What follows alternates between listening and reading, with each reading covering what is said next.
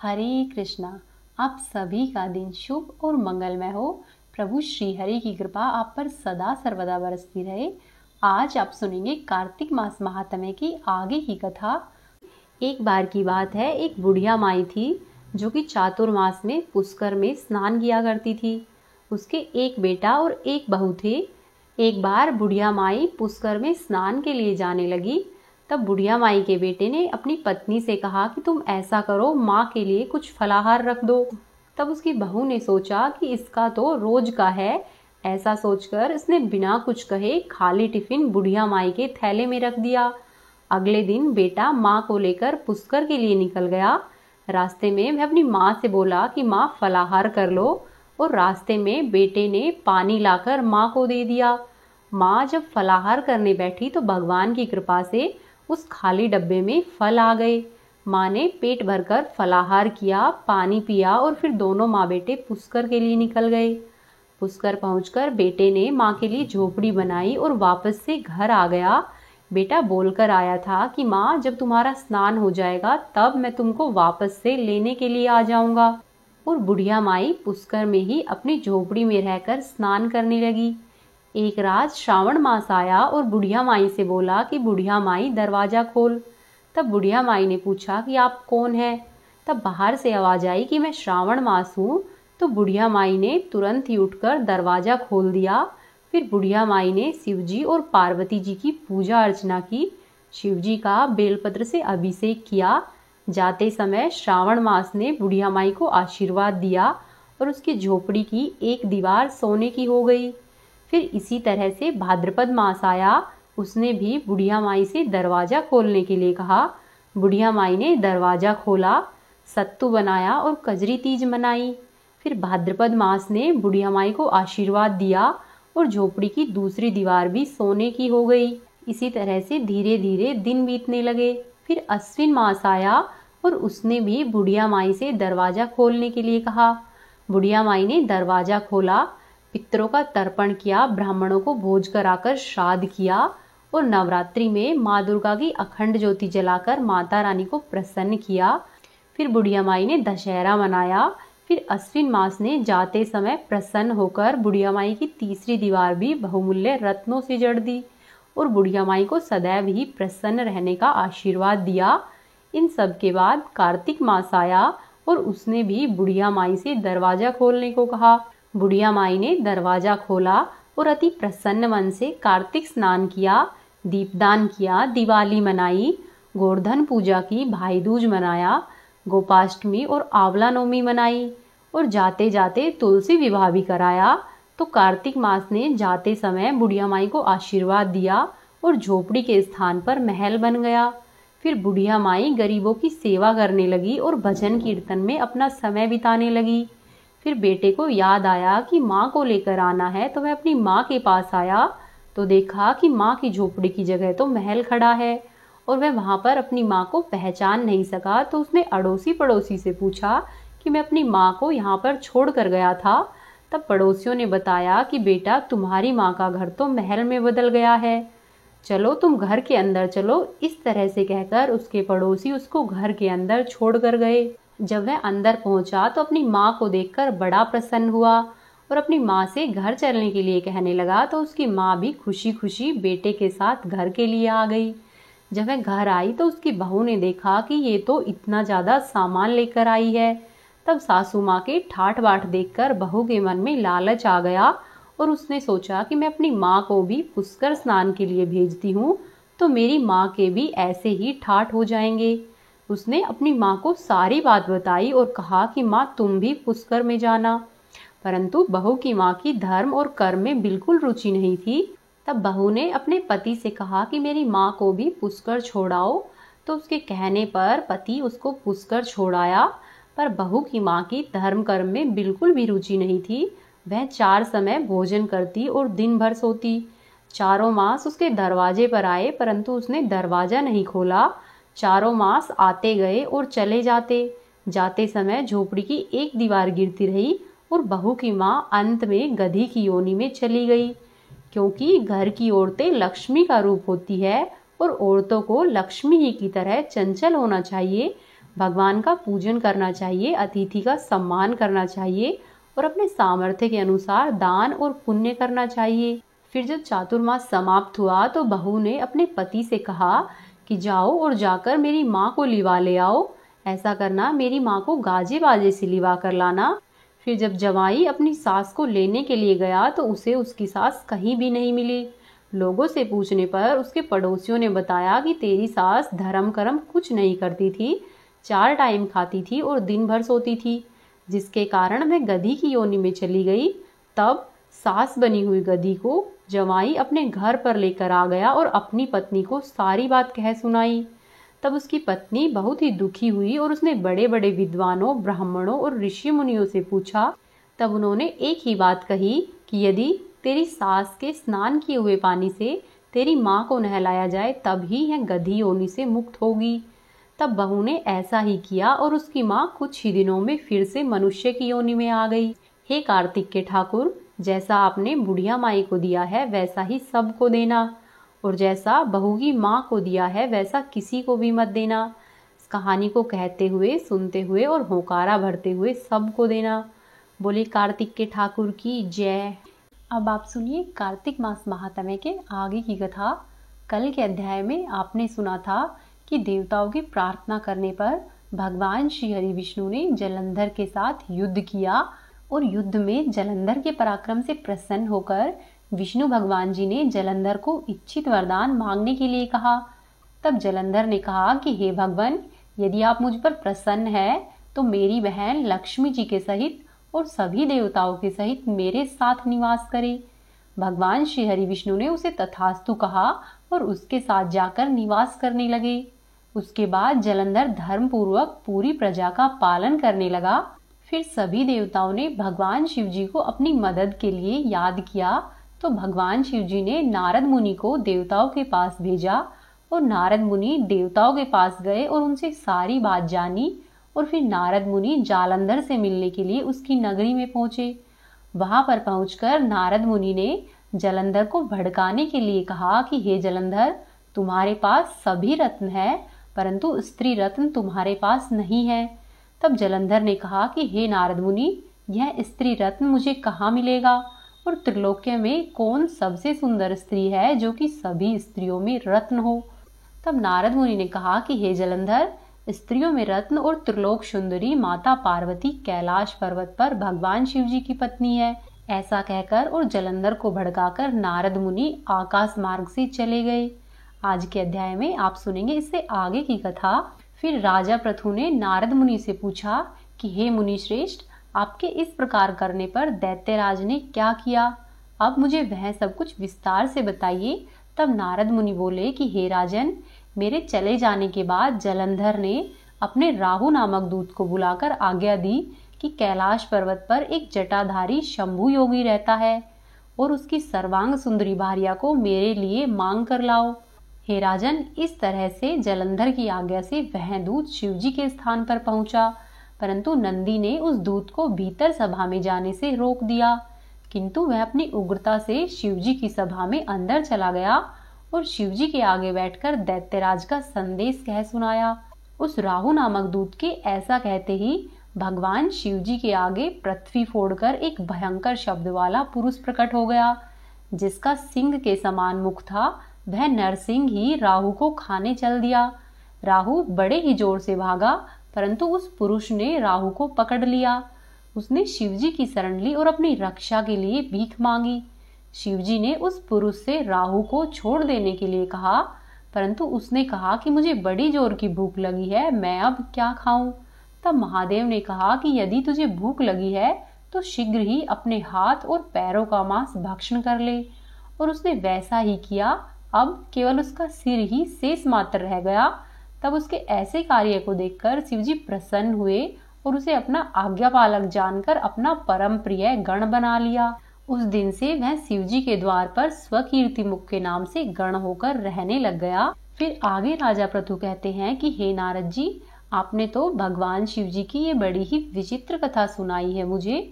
अब आप कृपया करके यह बताइए कि उस समय राहु उस पुरुष से छूटकर कहाँ पर गया। तब नारद जी बोले कि उससे छूटने पर वह दूत बर्बर नाम से विख्यात हो गया और अपना नया जन्म पाकर वह धीरे धीरे जलंधर के पास गया। वहां जाकर उसने शंकर जी की सब चेष्टा कही। उसे सुनकर दैत्यराज जलंधर ने सब दैत्यों को सेना के सहित आज्ञा दी। कालनेमी और शुंभ निशुंभ आदि सभी महाबली दैत्य तैयार होने लगे। एक से एक महाबली दैत्य करोड़ों करोड़ों की संख्या में युद्ध के लिए निकल पड़े। महाप्रतापी सिंधु पुत्र भगवान शिव जी से युद्ध करने के लिए निकल पड़ा। आकाश में बादल छा गए और बहुत से अपशगुन होने लगे। शुक्राचार्य और कटे सिर वाले राहु उसके सामने आ गए। उसी समय जलंधर का मुकुट खिसक गया, परंतु वह नहीं रुका। उधर इंद्रादि सभी देवताओं ने कैलाश पर्वत पर शिव जी के पास पहुंचकर सब वृतांत शिव जी को कह सुनाया और यह भी कहा कि हे भगवान, आपने जलंधर से युद्ध करने के लिए भगवान विष्णु को भेजा था और भगवान विष्णु अब उसके वशव्रती हो गए हैं और विष्णु जी लक्ष्मी जी के सहित जलंधर के अधीन होकर उनके घर में निवास करते हैं और इसीलिए अब देवताओं को भी वहीं पर रहना पड़ता है और अब वह सागर पुत्र जलंधर आपसे युद्ध करने के लिए आ रहा है। इसीलिए आप उसे मारकर हम सभी देवताओं की रक्षा कीजिए।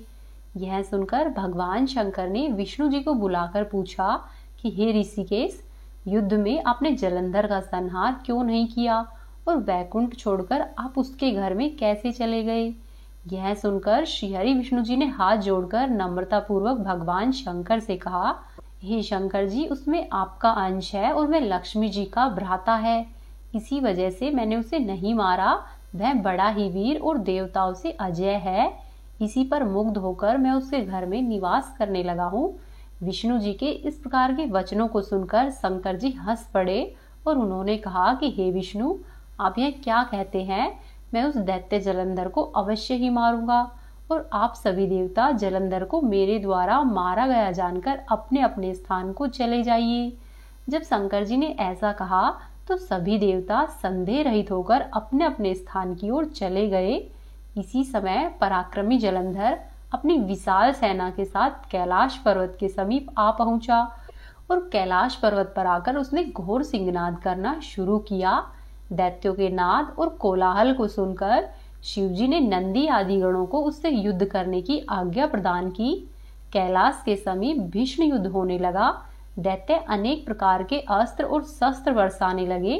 भैरी, मृदंग, शंख और वीरों तथा हाथी, घोड़ों और रथों के शब्दों से शाब्दित हो पृथ्वी कांपने लगी। युद्ध में कटकर मरे हुए हाथी, घोड़ों और पैदलों का पहाड़ लग गया। रक्त मांस का कीचड़ उत्पन्न हो गया। दैत्यों के आचार्य शुक्राचार्य ने अपनी मृत संजीवनी विद्या से सभी दैत्यों को फिर से जीवन दान दिया। यह देखकर शिवजी के गण व्याकुल हो गए और शिवजी के पास जाकर सारा वृतांत कह सुनाया। उसे सुनकर भगवान रुद्र के क्रोध की सीमा ही नहीं रही। फिर तो उसी समय उनके मुख से एक बड़ी ही भयंकर कृत्या उत्पन्न हुई, जिसकी दोनों जंघाएं ताल वृक्ष के समान थी। वह युद्ध भूमि में जाकर सभी असुरों का चवर्ण करने लगी और वह फिर शुक्राचार्य जी के समीप पहुंची और शीघ्र ही अपनी योनि में शुक्राचार्य जी को गुप्त कर लिया और फिर स्वयं भी अंतर्ध्यान हो गई। शुक्राचार्य जी के गुप्त हो जाने से दैत्यों का मुख मलिन पड़ गया और वे युद्ध भूमि को छोड़ भागे। इसी पर शुंभ और कालनेमी आदि सेनापतियों ने अपने अपने भागते हुए वीरों को रोका। शिवजी के नंदी आदि गणों ने भी, जिसमें गणेश और स्वामी कार्तिकेय जी भी थे, दैत्यों से भीषण युद्ध करना आरंभ कर दिया। कार्तिक मास महात्म्य का आज का अध्याय यहीं पर समाप्त होता है। बोले श्री हरि विष्णु भगवान की जय। बोले श्री शालिग्राम की जय। तुलसी मैया की जय। अब आप सुनिए श्री तुलसी चालीसा का पाठ। श्री तुलसी महारानी करूं विनय सिरनाय, जो मम हो संकट विकट दीजे मात नशाय। नमो नमो तुलसी महारानी, महिमा अमित न जाय बखानी। दियो विष्णु तुमको सम्माना, जग में छायो सुयस महाना। विष्णु प्रिया जय जयति भवानी, तीहु लोक की हो सुख खानी। भगवत पूजा कर जो कोई, बिना तुम्हारे सफल नहीं होई। जिन घर तव नहीं होए निवासा, उस पर करे विष्णु नहीं वासा। करे सदा जो तव नित सुमरिन, तेहि के काज होए सब पूरण। कार्तिक मास महात्म तुम्हारा, ताको जानत सब संसारा। तव पूजन जो करे कुआरी, पावे सुंदर वर सुकुमारी। कर जो पूजन नित प्रति नारी, सुख संपत्ति से होए सुखारी। वृद्धा नारी करे जो पूजन, मिले भक्ति होवे पुलकित मन। श्रद्धा से पूजे जो कोई, भवनिधि से तर जावे सोई। कथा भागवत यज्ञ करावे, तुम बिन नहीं सफलता पावे। छायो तब प्रताप जग भारी, ध्यावत तुम ही सकल चितधारी। तुम्ही मात यंत्रण तंत्रण, सकल काज सिद्धि होवे क्षण में। औषधि रूप आप हो माता, सब जग में तव यश विख्याता। देव ऋषि मुनि ओ तपधारी, करत सदा तव जय जयकारी। वेद पुराणन तव यश गाया, महिमा अगम पार नहीं पाया। नमो नमो जय जय सुख कारिणी, नमो नमो जय जय दुख निवारिणी। नमो नमो सुख संपत्ति देनी, नमो नमो अघ काटन छेनी। नमो नमो भक्तन दुख हरणी, नमो नमो दुष्टन मद छेनी। नमो नमो भव पार उतारिणी, नमो नमो परलोक सुधारिणी। नमो नमो निज भक्त उभारिणी, नमो नमो जन काज संवारिणी। नमो नमो जय कुमति नशावनी, नमो नमो सुख उपजावनी। जयति जयति जय तुलसी माई, ध्याऊ तुमको शीस नवाई। निज जन जानी मोहि अपनाओ, बिगड़े कारज आप बनाओ। करूँ विनय मैं मात तुम्हारी, पूर्ण आशा करऊ हमारी। शरण चरण कर जोरी मनाऊं, निस दिन तेरे ही गुण गाऊं। करऊं मात यह अब मोह पर दाया, निर्मल होए सकल मम काया। मांगू मात यह वर दीजे, सकल मनोरथ पूर्ण कीजे। जानु नाही कुछ नेम अचारा, क्षमऊ मात अपराध हमारा। 12 मास करे जो पूजा, तासम जग में और न दूजा। प्रथम ही गंगा जल मंगवावे, फिर सुंदर स्नान करावे। चंदन अक्षत पुष्प चढ़ावे, धूप दीप नैवेद्य लगावे। करे आचमन गंगा जल से, ध्यान करे हृदय निर्मल से।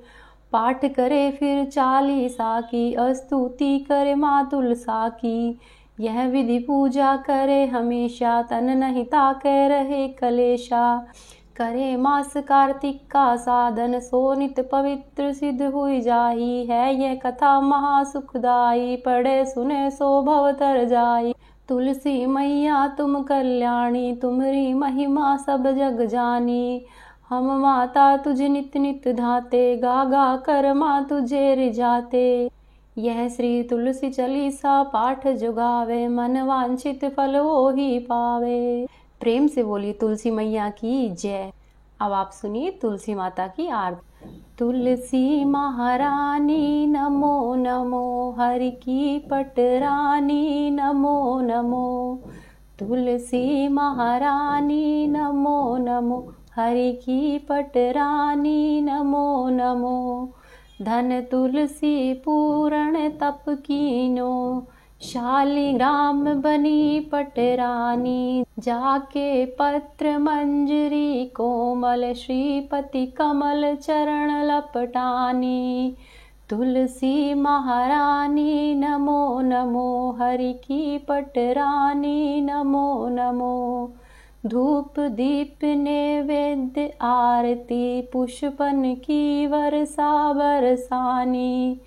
56 भोग 3600 व्यंजन, बिन तुलसी हरि एक न मानी। तुलसी महारानी नमो नमो, हरि की पटरानी नमो नमो। सब सखी मैया तेरा यश गावे, भक्ति दान दीजे महारानी। तुलसी महारानी नमो नमो, हरि की पटरानी नमो नमो। तुलसी महारानी नमो नमो, हरि की पटरानी नमो नमो। प्रेम से बोलिए तुलसी मैया की जय।